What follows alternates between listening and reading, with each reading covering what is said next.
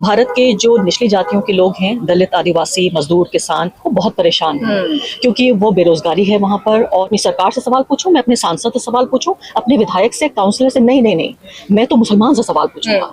तो ये सारे गुस्से को डायरेक्ट किया जा रहा है, चैनलाइज किया जा रहा है बहुत ही चतुराई और मक्कारी के साथ, और सबको साथ में आके अपने हक के लिए एक साथ लड़ाई लड़नी थी। हमारे साथ इस वक्त आरफा खानम शेरवानी मौजूद है, किसी परिचय की मोहताज नहीं है, वरिष्ठ पत्रकार हैं। मैम, आप खुद वहाँ गई थी, मैं भी वहाँ गई थी। जब लोगों से मैं मिली तो एक मोहल्ला था जिसमें पूरे हिंदू रहते थे और वहाँ सिर्फ एक मुस्लिम परिवार था। एक मोहल्ला जहाँ पूरे मुस्लिम परिवार थे और एक हिंदू पंजाबी थे, और वो कह रहे हैं कि मैं 50 सालों से यहाँ रह रहा हूँ, मेरे पास 4 और जगह है रहने की, 4 और मकान है, लेकिन मैं यहाँ से शिफ्ट नहीं होना चाहता क्योंकि मुझे यहाँ किसी तरीके का कोई खतरा महसूस नहीं होता। लेकिन अभी आपने अपनी बातों में जो कहा कि जो कैमरे के पीछे जो चीज़ है, जो दबी आवाज़ में है, वो भी हमने महसूस की, और वो कितनी खतरनाक है उस पर बात करना जरूरी है। देखिए, खतरनाक है, और हमें समझना ये चाहिए कि जब ये तमाम बेरोजगार जो भगवा संगठनों के जरिए पोच किए गए लोग हैं, जिनमें ज़्यादातर, अफसोस की बात यह है कि इसमें ज़्यादातर तथाकथित निचली जातियों के लोग ही हैं, ओबीसीज हैं और दलित हैं, उनको पोच करके और जो मस्जिदों के सामने जब तांडव करा रहे थे, वह तब रोक लिया गया होता, या फिर जब होली के मौके पर जिस तरह से हम देख रहे थे कि रंग डाला जा रहा है जो इबादत की जगह है, चाहे मस्जिद हैं या दरगाह हैं, तब रोक लिया गया होता, तो शायद ये तरुणवाला हत्याकांड और जो अभी हम देख रहे हैं वो नहीं होता उत्तम नगर में। तो मुझे लगता है कि ये एक तरह से एक शब्द होता है कल्मिनेशन, यानी कि एक परिणति को पहुंच रहा है भारत में जो सांप्रदायिकता है। और इसमें साफ तौर पे मैं ये कहना चाहती हूँ, मैंने अपने संबोधन में भी यहाँ पे ये बात कही है कि सीधे तौर पर इसको हिंदू मुस्लिम समस्या से जोड़ के नहीं देखना है। एक बहुत महत्वपूर्ण बात यह है कि इस वक्त भारत के जो निचली जातियों के लोग हैं, दलित, आदिवासी, मजदूर, किसान, वो बहुत परेशान हैं क्योंकि वो बेरोजगारी है वहाँ पर। और इसके अलावा आप ये देखिए कि जो अभी ऊर्जा का भी जो एनर्जी क्राइसिस हो रहा है, आप क्या समझती हैं सबसे ज्यादा संकट किस पे आ रहा है? आप बताइए, क्या उच्च जातियों के लोगों पे आ रहा है? क्या अंबानी जी, अडानी जी को तकलीफ हो रही है? उनके घर में तो सिलेंडर है, उनके घर में तो तेल की कोई कमी नहीं है। जो कमी आ रही है वो इन्हीं लोगों के ऊपर आ रही है। तो परिणति को इसलिए पहुंच रहा है सब कुछ कि इससे जो गुस्सा पनप रहा है कि मुझे मेरा हिस्सा नहीं मिल रहा, मैं अपने बच्चों को स्कूल नहीं भेज पा रहा हूँ, मेरे पास नौकरी नहीं है, जमीन तो मेरे पास कभी थी ही नहीं, अब मैं तो खाना भी नहीं दे पा रहा हूँ, मैं टेबल तो खरीदी ही नहीं, मैं नीचे फर्श पर भी बिछा के अपने बच्चों को रोटी नहीं दे पा रहा हूँ, मैं क्या करूँ इस गुस्से का?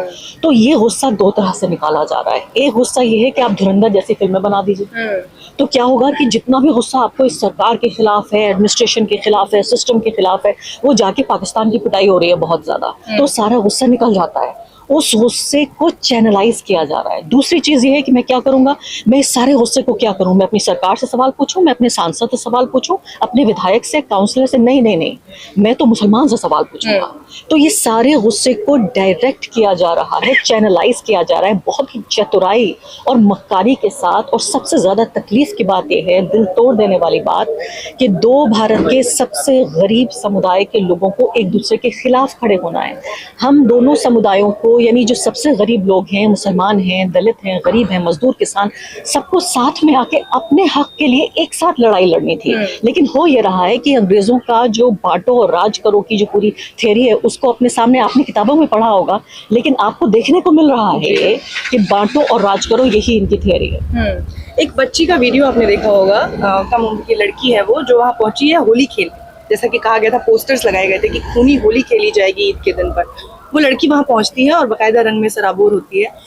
उस बच्ची का, या मैं रिप्रेजेंटेशन समझूं कि जो उसकी उम्र के जो बच्चे हैं, जो वहाँ उन पोस्टर्स को देखकर, या जो तमाम आपने कहे कि जो समूह हैं जिनकी वजह से वहाँ जो पहुंचे थे और जिन्होंने जो कुछ किया, उसके बाद उसके मानसिक स्तर पर अगर मैं जाकर देखूं, वो वहाँ पहुंची है। वैसे और जो बच्चे हैं इस समाज में और जो वो सब देख रहे हैं और जिनके दिमाग पर ये असर हो रहा है, एक तरफ तो वो तबका है जिनको आपने बिल्कुल सही कहा कि उनके पास और कोई टारगेट नहीं है, तो उनको टारगेट दिया जा रहा है। लेकिन ये जो बच्चे हैं, जो नई पौध है अभी, जिनको अभी बहुत कुछ समझना और सीखना है, वो क्या लेकर जाएंगे इस तरीके की व्यवहार? ये मेरे ख्याल से मुझे लगता है यही सबसे अहम सवाल है। और मैं आपको बधाई देती हूँ कि आप इस तरह से सोच रही हैं कि ये जो नई पीढ़ी है, क्योंकि अब तक हमारे जैसे लोग, हम ब्लीडिंग हार्ट्स बन चुके हैं, हमारे दिल से हमेशा खून निकलता रहता है, आंखों से आंसू निकलते रहते हैं, क्योंकि हमने एक सेक्युलर भारत देखा है। आपने भी, आप मुझसे छोटी हैं उम्र में, लेकिन आपने भी कुछ साल देखा होगा एक ऐसा भारत जिसमें कि हिंदू, मुसलमान, सिख, ईसाई साथ में रहते थे और एक तरह का सद्भाव था। मुझे अफसोस होता है उन बच्चों पर, खासकर आप देखिए कि कि नरेंद्र मोदी के काल के 12 साल गुजर चुके हैं।